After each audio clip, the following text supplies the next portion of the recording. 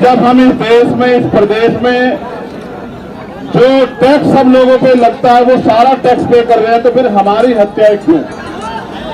फिर हमारी बच्चियों के साथ रेप और तमाम तरह का अपमान का सामना हमें क्यों? कोई हमें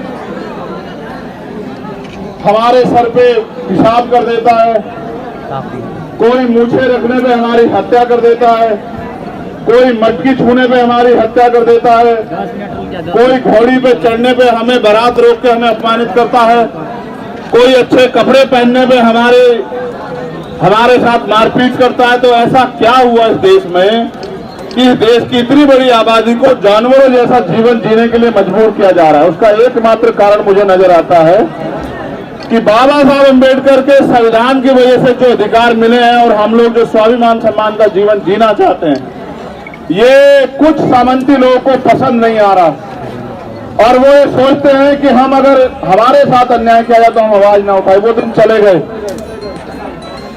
मैं बस ये कहना चाहता हूं गोरखपुर की धरती से कि वो दिन चले गए।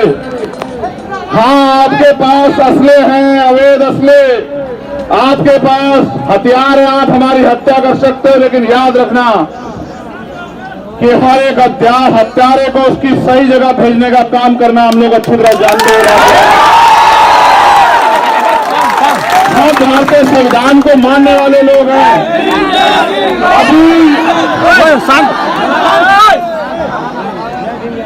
अभी हमारे पास वो ताकत नहीं, राजनीतिक ताकत, जिस ताकत के बल पे ऐसे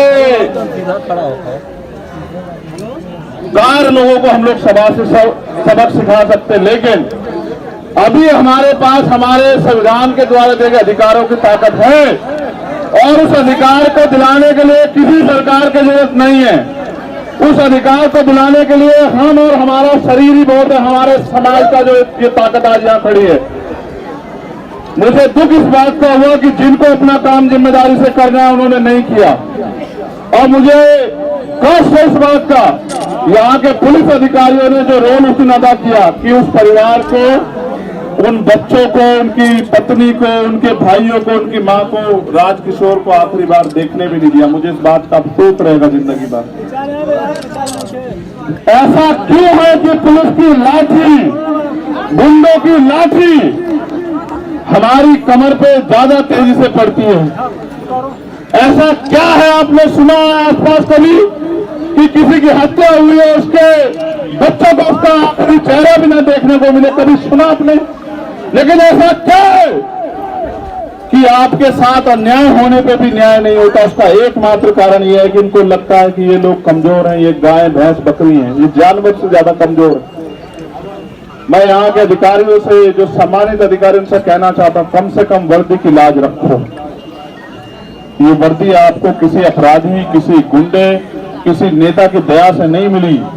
ये वर्दी आपको आपकी मेहनत और भारतीय संविधान में जो अवसर की क्षमता मिली है उसकी वजह से मिली है। और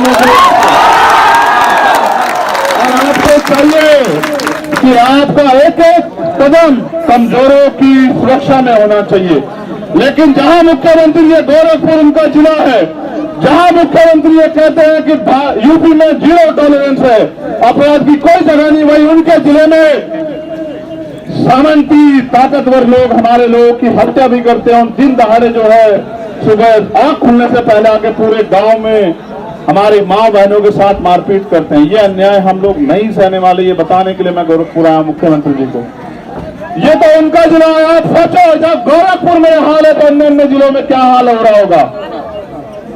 सिर्फ बातें करने से या पीठ थपथपाने से कानून व्यवस्था अच्छी नहीं होती है मुख्यमंत्री जी।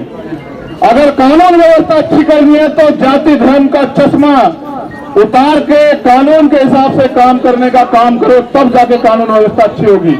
मगर अक्सर देखा गया है कि कानून व्यवस्था का ढोल पीटने वाली सरकार इनके नेता आरोपियों का संरक्षण करते हैं, और यहां तक कि पुलिस भी मजबूरी में सरकार के नेताओं के इशारे पे, सब लोग तो नहीं है लेकिन बड़े पैमाने पर अपराधियों के पक्ष में खड़े रहते हैं।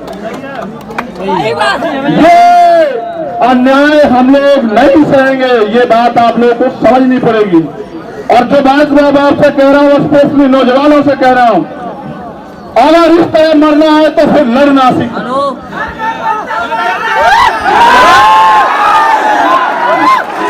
अगर हमें हमारी माँ भी 9 महीने वही दर्द सह के पैदा करती है, हमें जो दूसरों की माँ दर्द सह के करती है, उतनी तकलीफ उठाती है हमारी माँ भी। हमारी हत्या का अधिकार किसी को नहीं है। अगर हमें हत्या ही हमारे नसीब में लिख दी गई है तो हमारे लोगों को इसके खिलाफ लड़ना भी आना चाहिए। क्यों भाइयों, क्या तुम्हारे शरीर में जोर नहीं, अपनी रक्षा नहीं कर सकते हो तुम लोग? किनके भरोसे? क्या फर्क है जवान में वर्दी के अलावा तुम में और जवान में क्या फर्क है बताओ? तुम भी तो समाज के सिपाही हो, अपनी रक्षा स्वयं करो। और मैं मुख्यमंत्री से कहना चाहता हूं, मीडिया के लोग भी आए, अगर वास्तविकता में आप न्याय करना चाहते हो, नहीं चाहते कि दलितों के साथ, कमजोरों के साथ, पिछड़ों के साथ अन्याय हो, तो आप ये लाइसेंस हमारे लोगों को भी देने का काम करो। हम अपनी रक्षा स्वयं करेंगे। आप लाइसेंस की जो आवश्यकता उसको है जिसको खतरा है। खतरा सामंतियों को नहीं है, खतरा सरकार के लोगों को नहीं है, खतरा यहाँ इस प्रदेश में और देश में मेरे लोगों को है। उनकी हत्याएं हो रही है। हम अपनी बच्चों को चाहे हाथों से, हम अपने हाथों में उनकी लाश को उठाते, हमें खतरा है। उनको छोड़ो, जब मेरे ऊपर गोली चलती है तो इनको बेचारों, इनकी क्या जिंदगी बची उत्तर प्रदेश में। लेकिन याद रखना, ये अन्याय हमें तोड़ नहीं सकता, ये अन्याय हमें दया नहीं सकता। अपने ऊपर होने वाले के अन्याय का जवाब हम लोग आने वाले समय में देंगे, ये बात आप याद रखना। मेरे कमजोर लोगों, मेरे कमजोर लोगों से अच्छा है एक दूसरे के हाथ पकड़ के एक दूसरे की ताकत बनो, ढाल बनो, एक दूसरे का संरक्षण करो, रक्षा करो। तुम्हारी संख्या इतनी है कि दुश्मन की गोलियां कम पड़ जाएंगी। मैं आपसे कहना चाहता हूं, आंखों का पानी सूख गया, इतनी बार तकलीफ होती है। जितनी ताकत से आप यहाँ आए मेरे आने पे, हर अन्याय के खिलाफ इतनी ताकत से जाओ कि हर ताकतवर को, सावंती को, हर अन्याय अत्याचारी को पता लग जाए कि तेरे दिन अब ज्यादा नहीं है उत्तर प्रदेश में। और मैं प्रशासन के लोगों से कहना चाहता हूं, जो मांगे हमने रखी हैं परिवार के लिए और उन लोगों के लिए जो घायल हैं, अगर उन मांगों को 15 दिन में पूरा नहीं किया गया, 15 दिन उनके, 16वां दिन हमारा, मैं वचन देके कहता हूं अपने परिवार को